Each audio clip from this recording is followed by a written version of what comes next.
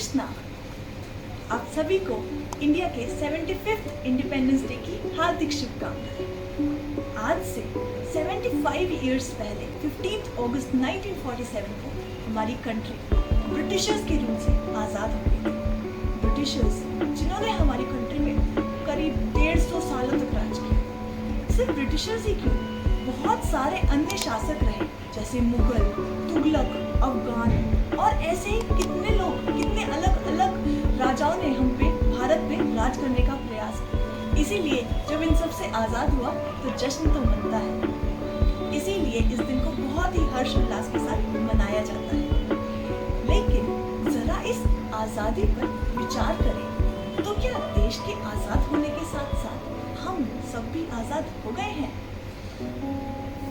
देश तो आज़ाद हो गया, हमें अपने तरीके से इस देश को चलाने की, कार्य करने की, इंडस्ट्रीज लगाने की, बिजनेस लगाने की सबकी आज़ादी मिल गई। लेकिन क्या पर्सनल लेवल पर हमने अपने आप को आज़ाद रखा है, या फिर अभी भी हमने अपने आप को मानसिक तौर पर, शारीरिक तौर पर या सामाजिक तौर पर बांधा हुआ है अपनी अन्य इच्छाओं से, अपने एडिक्शन से, अपनी आदतों से, जिन लोगों के हम आसपास रहते हैं उनकी सोच से, या फिर क्लब जाने से, कुछ चीज़ों से हमने अपने आप को बांध लिया है। हमें बहुत विचार करने की ज़रूरत है कि क्या ये चीज़ें हमें खुशी दे रही हैं, क्या ये सच में हमारी स्वतंत्रता हमें दे रही है। हम दिखने में तो आज़ाद होते हैं, लेकिन हम सच में, असल में अंदर से आज़ाद नहीं होते। हम चाहते हैं हमें जो चीज़ खुशी दे हम वो करें, लेकिन उसके लिए हमें उसका मूल्य चुकाना पड़ता है। जैसे अगर किसी व्यक्ति को किसी दूसरे देश जाने का मन है तो उसके लिए उसे वीज़ा, टिकट, पासपोर्ट सब चीज़ों की आवश्यकता होगी, तभी वो कर सकता है। इसलिए हमें ये समझना चाहिए कि सिर्फ देश के आज़ाद हो जाने से हम आज़ाद नहीं हैं। हमें अपनी सच्ची स्वतंत्रता, अपनी आत्मा की स्वतंत्रता के लिए प्रयास करना चाहिए। ये बहुत आम सी बात है कि हम रोड पे बहुत सारे कुत्तों को घूमते देखते हैं। हमें दिखते हैं कि वो कितने आज़ाद, कितने स्वतंत्र घूम रहे हैं, अपनी मन चाहे तरीके से सब कर सकते हैं। लेकिन अपने खाने पीने के लिए, अपने रहने के लिए, अपने कपड़ों के लिए सबकी व्यवस्था उन्हें खुद से करनी पड़ती है। और उसी की कंपैरिजन में एक पालतू कुत्ता है जो एक मालिक के अंडर है। दिखने में लगता है कैसे वो किसी के अंडर है, किसी बाउंडेशन में है, लेकिन जो उसका मालिक है वो उसके खाने का, उसके कपड़ों का, उसके घर का, सब चीज़ों का ध्यान रख रहा है। इसी प्रकार हमें भी देखना है कि हमें सुपरफिशियल आज़ादी चाहिए, या हमें किसी के अंडर रह के, किसी की शरण लेने के बाद की, एक बद्धता स्वीकार करने के बाद की जो एक हमारी सच्ची स्वतंत्रता है वो ज़रूरी है। ये बहुत ही गहरा विषय है जिसके बारे में विचार करना बहुत ज़रूरी है, और आध्यात्मिक दृष्टिकोण हमें इसके बारे में बहुत कुछ बताता है।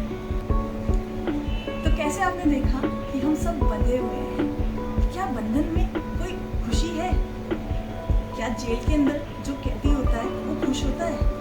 हर कोई आज़ादी चाहता है। जब हम बच्चे होते हैं तब भी हम क्लास में रहने की बजाय खुले मैदान में जाना चाहते हैं कि हमें खेलने दो, हमें खुला छोड़ दो। हम हमेशा आज़ादी चाहते हैं। इसी प्रकार अगर हम अपने आप को इन चीज़ों में बांधे रखेंगे तो हम कभी आनंद का, खुशी का अनुभव नहीं कर सकते। जैसे हम 15 अगस्त को देखते हैं, आसमान में अनगिनत पतंगे उड़ रही है, दिखने में कितनी आज़ाद, कितनी सुंदर लगती हैं, लेकिन हर पतंग एक डोर से बंधी है जिसको एक जीव चला रहा है। उसी प्रकार हम सब भी अलग अलग बंधनों में बंधे हुए हैं। जैसा मैंने अभी कुछ बताया, ये तो हमारे खुद के बनाए हुए बंधन हुए। इसके साथ साथ हमारे शरीर के और हमारे मन के भी बहुत से बंधन हैं। जैसे कितने सारे विकार हैं, काम, क्रोध, लोभ, मोह, जिनसे हम बंधे रहते हैं। और हमारा शरीर जन्म, मृत्यु, जरा, व्याधि, इनके कॉन्टिन्यूअस चक्कर में लगा रहता है। हमारे लिए बहुत ज़रूरी है इन बंधनों को काटकर इनसे आज़ादी होने का प्रयास करना। भगवान भगवद गीता में बताते हैं, यद करोषि यद अश्नासि यद जुहोसि यदासि यद तपस्यसि कौन्तेय तद कुरुष्व मद अर्पणम्। तुम जो कार्य करो, जो कुछ भी करो, सब मुझको अर्पण करते खुश रहोगे, तभी तुम आनंदित रह पाओगे। क्यों? क्योंकि भगवान श्री कृष्ण ही तो है जो सारी इस पृथ्वी का, सारे जगत का, इस संसार को चलाने का सबके कंट्रोलर है। भगवद गीता के एक और श्लोक में भगवान बताते हैं, मत परर्थं नान्यत् किंचित अस्ति धनंजय मयि सर्वम इदं प्रोक्तम सूत्रे मणिगणा इव। ये पूरा जगत, ये सारी एनर्जीज एक सूत्र में धागे की तरह बंधी हुई है, जो धागा मैं खुद हूँ। तो जब तक जो जीव है, जो हम सब लोग हैं, भगवान की शरण नहीं लेंगे, तब तक हमें स्वयं स्वतंत्रता, सच्ची स्वतंत्रता, रियल इंडिपेंडेंस नहीं मिल सकती। ये बहुत ज़्यादा आवश्यक है। भगवान भगवद गीता के ही एक और श्लोक में बताते हैं, मन मना भव मत भक्त मद्याजी माम नमस्कुरु मामेव एष्यसि सत्यम प्रति जाने प्रिय असि। मुझे प्रणाम करो, मेरी पूजा करो, मेरे आगे ही नमन करो, तभी तुम प्रसन्न रह सकते हो, आनंदित रह सकते हो। हम सब भगवान के अंश हैं, तो जब भगवान की शरण लेंगे तभी हमें सच्ची आज़ादी मिल सकती है।